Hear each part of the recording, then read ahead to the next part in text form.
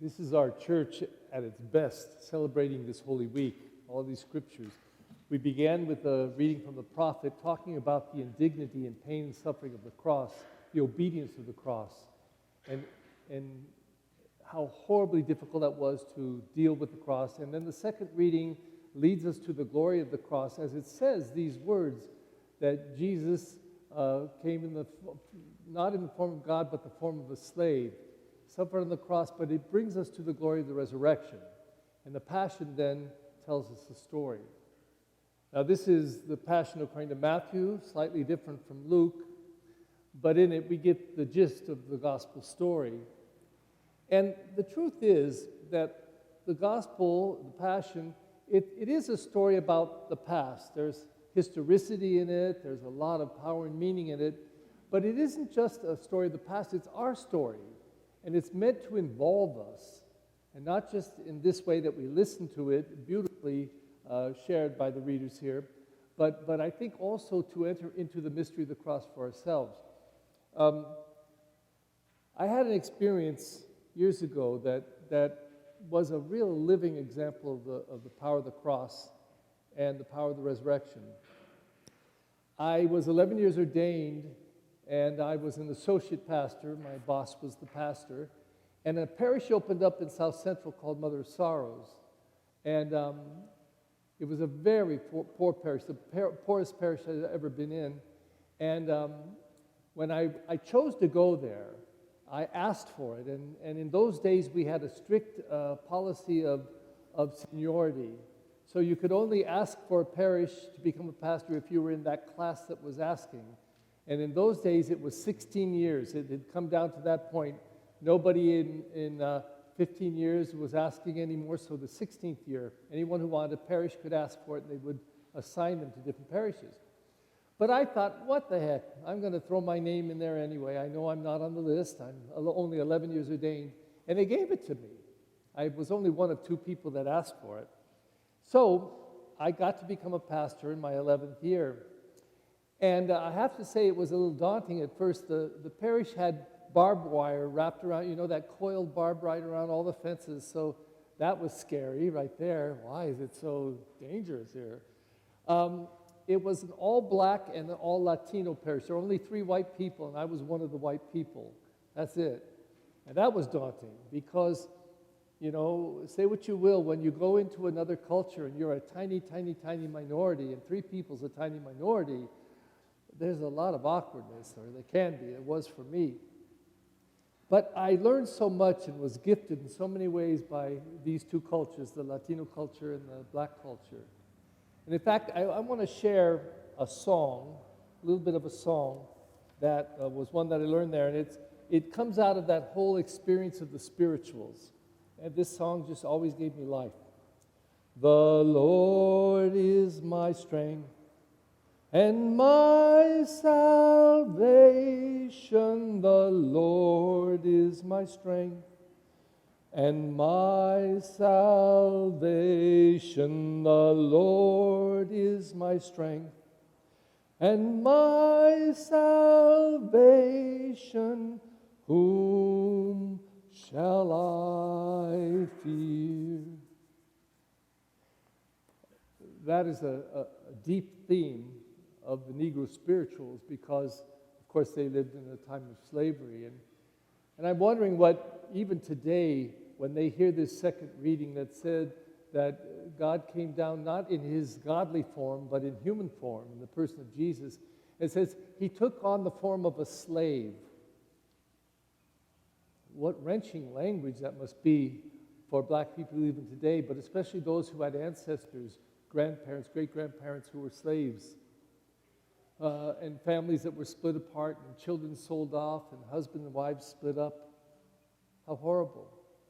And I believe deeply and always have that the cross gives you 2 choices when it comes into your life, and it will come into everybody's life here, except the very young if they don't make it through life. It either makes you bitter or it makes you better. There's no other choices. When we experience the cross, we experience this. We either become embittered and a total victim and end up hating, or we become more full of life, better people. And that's what I did for Jesus. And I also did that, I found, in the black community. I want to tell you a story about a woman, Dorothy Thomas. When I got there, she was one of the first ones I met, and she was one of those women who did everything in the church, and she was always involved. And she came up to me very early in my arrival and said, Father Perry, she said, I'm Dorothy Thomas, and I want you to know I'll do anything you want, anything you need. I'll scrub the toilets, I'll scrub the floors, but please don't ask me to read. She said, I only got to have a third grade education, and I can't read very well at all. And it's embarrassing, so please don't ask me to read. I'll do anything else that you need. So I promised her I wouldn't, and I didn't. But sometime into my stay there in the 12-year period of time, I read something that was really troubling to me. Now, I know in the South, in particular, there were white churches and black churches, and they didn't really mix too much. But in the Catholic Church, often they did.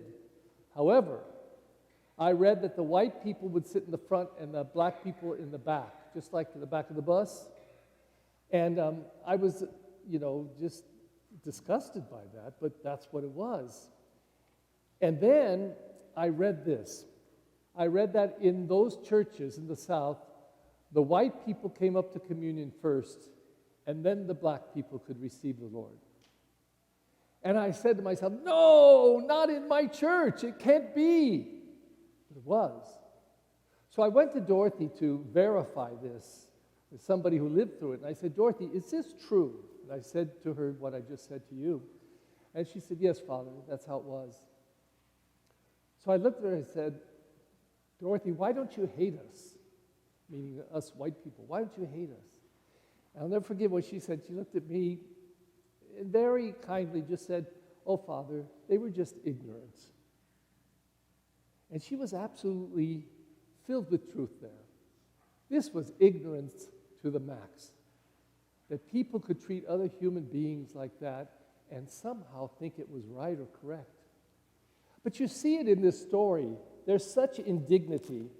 I will have read it 6 times by 3:30 today. So I keep, when I do this so many times, I keep hearing things that pop out at me freshly or strong for whatever reason. And this one caught my eye at the last Mass in a new way.